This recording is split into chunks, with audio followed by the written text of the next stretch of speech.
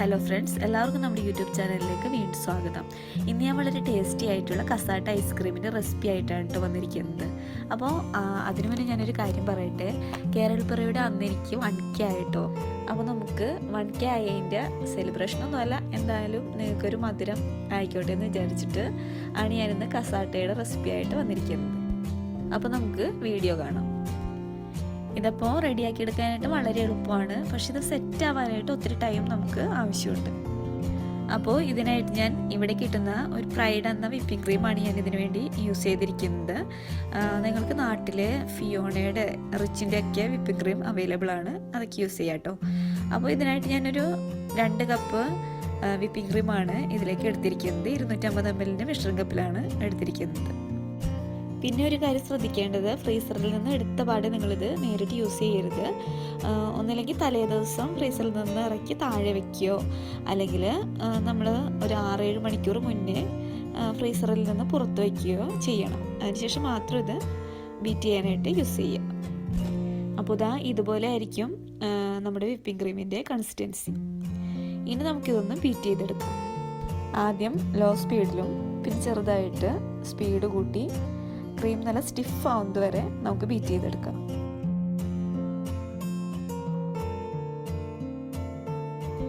Cream നല്ല സ്റ്റിഫായിട്ട് വന്നിട്ടുണ്ട്. ഇനി നമുക്കിതൊരു ക്ലിംഗ് റാപ്പ് വെച്ചിട്ടൊന്ന് കവർ ചെയ്ത് കൊടുക്കാം.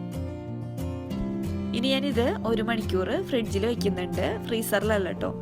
നമ്മളിങ്ങനെ ഫ്രിഡ്ജിൽ വെക്കുന്നത് ഒന്നുകൂടെ സെറ്റായിട്ട് വരും, നമ്മൾക്ക് അപ്പോൾ ലെയറൊക്കെ ചെയ്യാനായിട്ട് എളുപ്പമായിട്ട് കിട്ടും. അതിന് വേണ്ടിയായിട്ട് ഇങ്ങനെ ചെയ്യുന്നത്. അപ്പോൾ 1 മണിക്കൂർ കഴിഞ്ഞിട്ടുണ്ട്. ഞാനപ്പോൾ ക്രീം പുറത്തെടുത്തിട്ടുണ്ട് കേട്ടോ. ഇനി ഞാനിത് 4 ബൗളിലായിട്ട് 250 ml മിശ്രം കപ്പിൽ തന്നെ 1.5 കപ്പ് വീതമാണ് ഞാൻ ഈ 4 ബൗളിലായിട്ടും ഡിവൈഡ് ചെയ്തെടുക്കുന്നത്.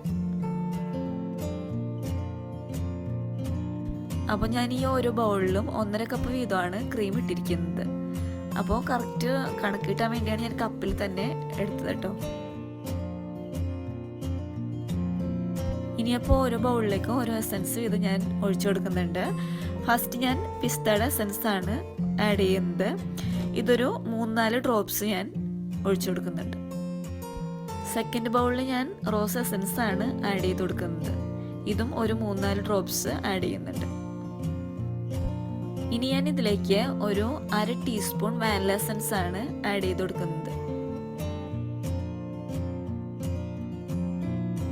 4ാമത്തെ ബൗളിൽ മാംഗോ എസൻസ് 1/4 ടീസ്പൂൺ ചേർത്ത് കൊടുക്കുന്നുണ്ട്. കൂടെ തന്നെ 3-4 ഡ്രോപ്സ് കളറൂടെ ആഡ് ചെയ്യുന്നുണ്ട്. ഇനി ഇതെല്ലാം നമുക്ക് നല്ലതുപോലെ ഒന്ന് മിക്സ് ചെയ്തെടുക്കാം. അപ്പോൾ ഇതെല്ലാം ഞാൻ നല്ലതുപോലെ ഒന്ന് മിക്സ് ചെയ്തെടുത്തിട്ടുണ്ട്.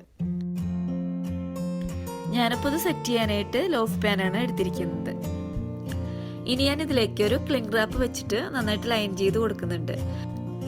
ഇങ്ങനെ ക്ലിംഗ് റാപ്പ് ഇടാതെ നമ്മൾ നേരിട്ട് ഐസ്ക്രീം ഇതിലേക്ക് സെറ്റ് ചെയ്യുവാണെങ്കിൽ നമ്മൾക്ക് എടുക്കാനായിട്ട് ബുദ്ധിമുട്ടാവും. അതുകൊണ്ടാണ് നമ്മളിങ്ങനെ ക്ലിംഗ് റാപ്പ് ഇട്ട് കൊടുക്കുന്നത്. 2 സൈഡിലേക്കും കുറച്ച് നീളത്തിൽ തന്നെ റാപ്പ് ഇട്ട് കൊടുക്കണം. അപ്പോൾ നമ്മുടെ ലോഫ് പാൻ റെഡി ആയിട്ടുണ്ട്. ഇനി ഇതിലേക്ക് ഞാൻ കുറച്ച് ഒരു ഭംഗിക്ക് വേണ്ടി ടൂട്ടി ഫ്രൂട്ടി ഒന്ന് സ്പ്രെഡ് ചെയ്ത് കൊടുക്കുന്നുണ്ട്. കൂടെ തന്നെ ക്യാഷ്യൂനട്ട് ഒന്ന് ക്രഷ് ചെയ്തതും കൂടെ സ്പ്രെഡ് ചെയ്യുന്നുണ്ട്. ഇതൊക്കെ ഓപ്ഷനിലായിട്ട് നിങ്ങൾക്ക് ഇഷ്ടമാണെങ്കിൽ മാത്രം ഫോളോ ചെയ്താൽ മതി. അപ്പോൾ നമുക്ക് ഫസ്റ്റ് ലെയർ സെറ്റ് ചെയ്തെടുക്കാം. അപ്പോൾ ഞാൻ ഫസ്റ്റ് വാനില എസൻസിൻ്റെ ഐസ്ക്രീമാണ് സെറ്റ് ചെയ്യുന്നത്. അപ്പോൾ ക്രീം നല്ല കറക്റ്റായിട്ട് സ്പ്രെഡ് ചെയ്ത് ലെവൽ ചെയ്യാനായിട്ട് ശ്രദ്ധിക്കണം. അതുപോലെ തന്നെ സൈഡൊക്കെ ക്രീം ആയിട്ടുണ്ടെങ്കിൽ അടുത്ത ഐസ്ക്രീം ഇടുമ്പോൾ 2 കളറും കൂടെ മിക്സ് ആവും. അപ്പോൾ ഒരു ഭംഗിയില്ലാണ്ടാവും. അപ്പോൾ സൈഡൊക്കെ ഒന്ന് ടിഷ്യൂ എന്തെങ്കിലുമൊക്കെ വെച്ചിട്ടൊന്ന് ക്ലീൻ ചെയ്ത് കൊടുക്കാനായിട്ട് ശ്രദ്ധിക്കണം. അപ്പോൾ ഞാനിത് കറക്റ്റായിട്ട് ലെയറൊക്കെ ചെയ്തിട്ടുണ്ട്. സൈഡൊക്കെ ഒന്ന് ടിഷ്യൂ ഉപയോഗിച്ച് തുടച്ചൊക്കെ കളഞ്ഞിട്ടുണ്ട്. ഇനി ഇത് നമുക്ക് ഒരു അലൂമിനിയം ഫോയിൽ കൊണ്ട് മുകൾ ഭാഗം ഒന്ന് കവർ ചെയ്യാം. ഇനി നമുക്കിതൊന്ന് സെറ്റ് ആവാനായിട്ട് ഫ്രീസറിൽ 2 മണിക്കൂർ വയ്ക്കാം. അപ്പോൾ നമ്മൾ 2 മണിക്കൂർ വെക്കുന്നതെന്ന് വെച്ചാൽ കറക്റ്റായിട്ട് സെറ്റ് ആയിട്ടില്ലെങ്കിൽ അടുത്ത ലെയർ ഇടുമ്പോൾ 2 കളറും കൂടെ മിക്സൊക്കെ ആവാനായിട്ട് സാധ്യതയുണ്ട്. അതുകൊണ്ടാണ് 2 മണിക്കൂർ 2-3 മണിക്കൂറൊക്കെ നിങ്ങൾക്ക് സെറ്റ് ആവാനായിട്ട് വയ്ക്കാം. അപ്പോൾ ഞാനിവിടെ 2 മണിക്കൂറാണ് വയ്ക്കുന്നത്. ബാക്കിയുള്ള 3 ബൗളും ക്ലിംഗ് റാപ്പ് ഉപയോഗിച്ച് നമുക്ക് കവർ ചെയ്തിട്ട് ഫ്രിഡ്ജിൽ വയ്ക്കാം. ഫ്രീസറിലല്ല, താഴെ വെച്ചാൽ മതി.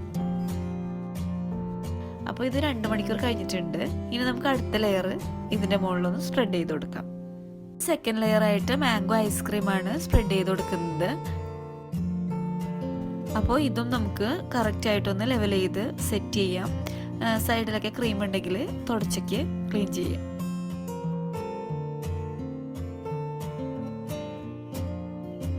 ഇത് നമുക്ക് ഫസ്റ്റ് ചെയ്തതുപോലെ തന്നെ അലൂമിനിയം ഫോയിൽ കൊണ്ട് നന്നായിട്ട് കവർ ചെയ്ത് 2 മണിക്കൂർ ഫ്രീസറിൽ സെറ്റ് ചെയ്യാൻ വയ്ക്കുക.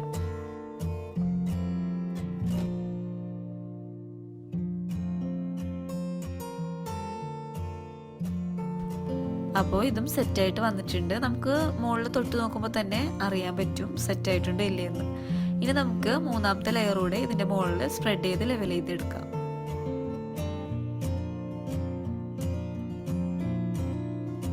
ലൈറ്റിൻ്റെ പ്രോബ്ലം ആണെന്ന് തോന്നുന്നു. കളറൊക്കെ കറക്റ്റായിട്ട് മനസ്സിലാവുന്നില്ല. എന്തായാലും ഞാൻ കട്ട് ചെയ്യുമ്പോൾ കറക്റ്റായിട്ടൊക്കെ കാണിച്ചു തരാം. അപ്പോൾ മൂന്നാമത്തെ ലെയർ ഞാൻ ഇട്ട് കൊടുക്കുന്നത് റോസ് എസൻസിൻ്റെ ഐസ്ക്രീമാണ്. അതും ഞാൻ കറക്റ്റായിട്ട് സ്പ്രെഡ് ചെയ്ത് ലെവലൊക്കെ ചെയ്ത് എടുത്തിട്ടുണ്ട്. ഇതും നമുക്ക് അലൂമിനിയം ഫോയിൽ കൊണ്ട് നന്നായിട്ട് കവർ ചെയ്ത് 2 മണിക്കൂർ ഫ്രീസറിൽ സെറ്റ് ചെയ്യാൻ വയ്ക്കാം.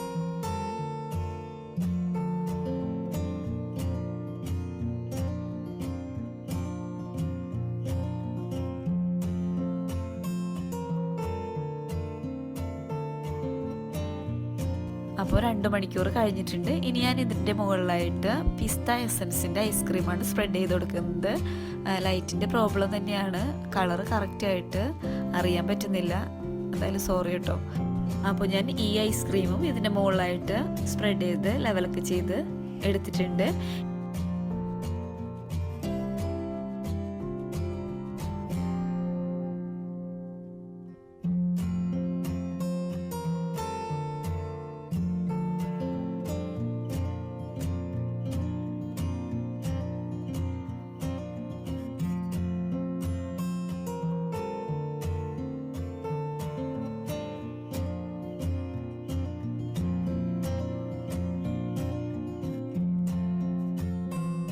ഇനി നമുക്ക് അലൂമിനിയം ഫോയിൽ വെച്ച് കവർ ചെയ്യേണ്ട ആവശ്യമില്ല. ഈ ക്ലിംഗ് റാപ്പ് വെച്ചിട്ട് തന്നെ ഇത് ടൈറ്റായിട്ട് കവർ ചെയ്താൽ മതി. ഇനി നമുക്കിതൊരു 8-9 മണിക്കൂർ ഫ്രീസറിലൊന്ന് സെറ്റ് ആവാനായിട്ട് വെക്കാം. അപ്പോൾ ഞാൻ നേരത്തെ പറഞ്ഞല്ലോ, ഒത്തിരി ടൈം നമുക്ക് സെറ്റ് ആവാനായിട്ടാണ് ഇതിന് ആവശ്യമായിട്ടുള്ളത്. ഇപ്പോൾ നമ്മൾ ഈ റെസിപ്പിയിൽ ഐസ്ക്രീം ഉണ്ടാക്കിയിട്ട് അതിലേക്ക് എസൻസുകളൊക്കെ ആഡ് ചെയ്ത് നമ്മൾ കസാട്ട റെഡിയാക്കുകയാണ് ചെയ്തിരിക്കുന്നത്. നിങ്ങൾക്ക് വേണമെങ്കിൽ റെഡിമെയ്ഡ് ഐസ്ക്രീം വാങ്ങിച്ചിട്ട് എസൻസുകളൊക്കെ യൂസ് ചെയ്ത് കസാട്ട ഐസ്ക്രീം റെഡിയാക്കി എടുക്കാം. അങ്ങനെ ആയാലും നമ്മൾക്ക് ഐസ്ക്രീം ഉണ്ടാക്കേണ്ടതേ ഉള്ളൂ. സെറ്റ് ചെയ്യാനൊക്കെ ഇത്ര ടൈം തന്നെ ആവശ്യമാണ്. അപ്പോൾ ഞാൻ 8-9 മണിക്കൂറൊക്കെ കഴിഞ്ഞ് ഞാൻ തലേ ദിവസമാണ് വെച്ചത്. പിറ്റേ ദിവസം ഉച്ചയായി. ഞാൻ ജോലിയൊക്കെ കഴിഞ്ഞിട്ട് എടുക്കാമെന്ന് വെച്ചിട്ട് ഉച്ചയായി ഞാനിത് പുറത്തെടുത്തപ്പോൾ. അപ്പോൾ ഇത്തിരി ഒന്ന് ഫ്രീസായിട്ട് ഇരിക്കുകയാണ് കേട്ടോ. ഞാൻ കുറച്ച് നേരം ഒന്ന് പുറത്തെടുത്ത് വെച്ച് അതിന് ശേഷം ഞാൻ നിൽക്കൊന്ന് കാണിച്ചു തരാം. അപ്പോൾ ക്ലിംഗ് റാപ്പ് ഒന്ന് പതിയെ ഒന്ന് പൊക്കിയെടുത്താൽ മതി, അതങ്ങ് വിട്ടു പോകുന്നുള്ളൂ.